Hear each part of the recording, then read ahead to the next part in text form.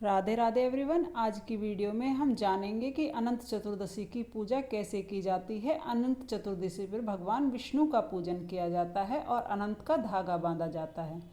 माना जाता है कि अनंत चतुर्दशी का व्रत और पूजा करने से अनंत गुणा फल की प्राप्ति।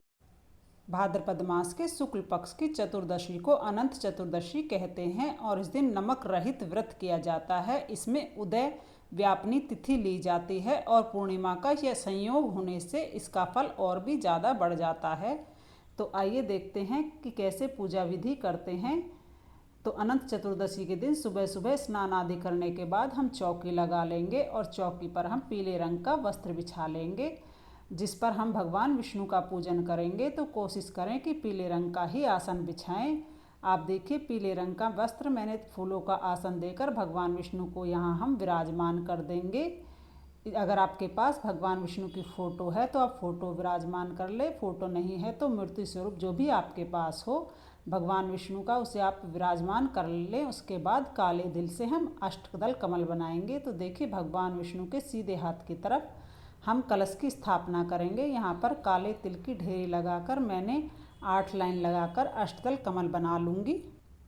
अगर व्रत करने वाला किसी पवित्र नदी या सरोवर पर नहीं जा रहा है तो जल में गंगा जल या यमुना जल की जल अवश्य ही मिश्रित कर लें। इसके बाद हम देखें, मैंने लोटे को कंठ तक जल से भर लिया है। उस पर मूली मैंने पहले ही बांध दी है और स्वास्तिक का निशान बना लिया है। और इस जल में आप गंगा जल ज़रूर मिला लें। अब इसमें थोड़ी सी हल्दी डाल लेंगे। हल्दी की गांठ है तो आप वह डाल लीजिए, नहीं तो सूखी हल्दी पाउडर भी डाल सकते हैं। एक सुपारी डाल लेंगे, एक सिक्का डाल लेंगे, इसके साथ ही कुछ अक्षत हम डाल लेंगे, थोड़े से फूल डाल लेंगे। इसके बाद हम 5 या 7 आम के पत्ते ले लेंगे। आम के पत्ते अगर आपको ना मिले तो आप अशोक के पत्ते ले लें। उसके बाद हम सभी पत्तों को तिलक कर लेंगे। कुमकुम से, हल्दी से या चंदन से सभी पत्तों को तिलक कर कर उसके कलश पर हम सजा लेंगे। इसके बाद हमें कलश पर एक प्लेट रखनी है। उस प्लेट को हमें चावल से भर लेना है। अगर आपके पास चावल नहीं है तो आप काले तिल से भी भर लें।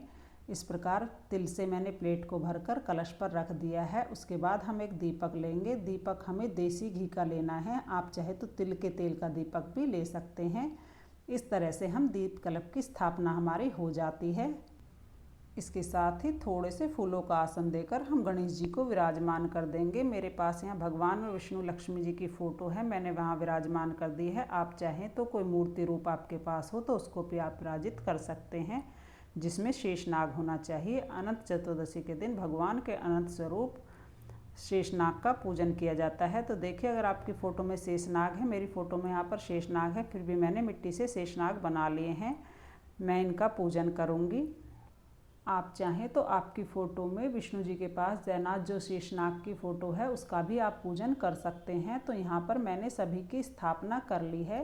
अब हम जल के छींटे लगाकर सभी का शुद्धिकरण कर लेंगे। उससे पहले हम अनंत धागा बनाएंगे। इसके साथ ही हमें अनंत धागे का पूजन करना होता है। तो अनंत धागा बना लीजिए, कलावे से भी बना सकते हैं। अनंत धागा इस तरह से 14 गांठ लगाकर यह धागा बनाया जाता है। अगर आप चाहें तो मार्केट से भी अनंत धागा आपको मिल जाएगा।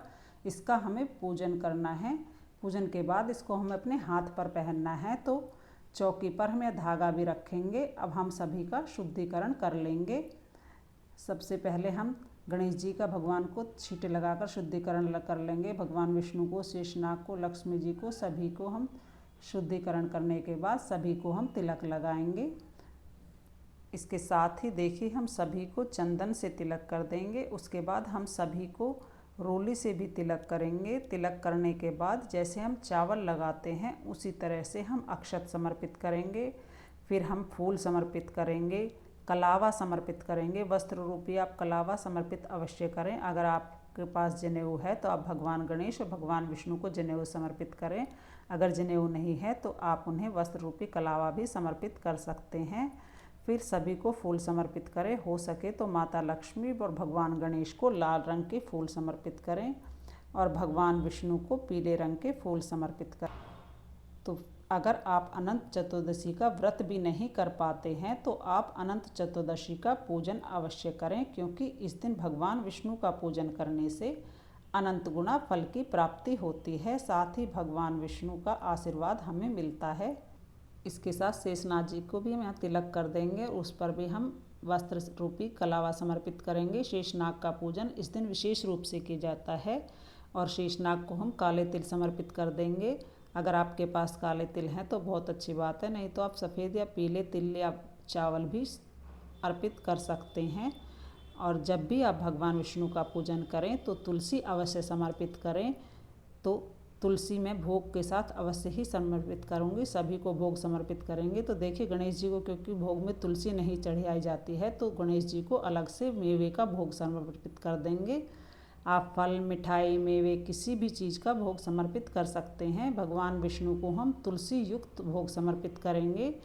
तो तुलसी का पत्ता रखकर हम भगवान विष्णु, माता लक्ष्मी को केला समर्पित कर रहे हैं। सभी को भोग समर्पित कर देंगे। जब भी हम पूजा करें तो दक्षिणा अवश्य ही समर्पित करें, क्योंकि दक्षिणा पूजा में रही कमियों को पूरा करती है, इसलिए हम दक्षिणा भी समर्पित कर।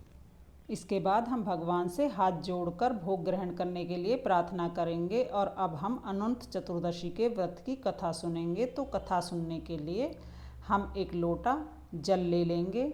जल के साथ ही हम अपने सीधे हाथ में कुछ तिल के दाने ले लेंगे। अगर आपके पास काले तिल हैं तो आप काले तिल के दाने ले लें। अगर काले तिल नहीं हैं तो आप फूल या चावल के दाने लेकर भी कथा सुन सकते हैं। तो यहाँ पर मैंने अपने सीधे हाथ में काले तिल और फूल ले लिए हैं।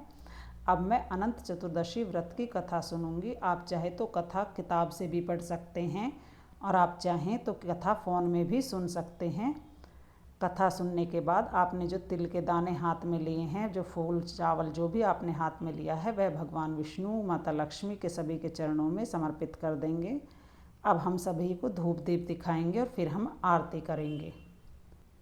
आप चाहें तो आरती के लिए अलग से दीपक बना लें या चाहें तो आप कपूर से भी आरती कर सकते हैं।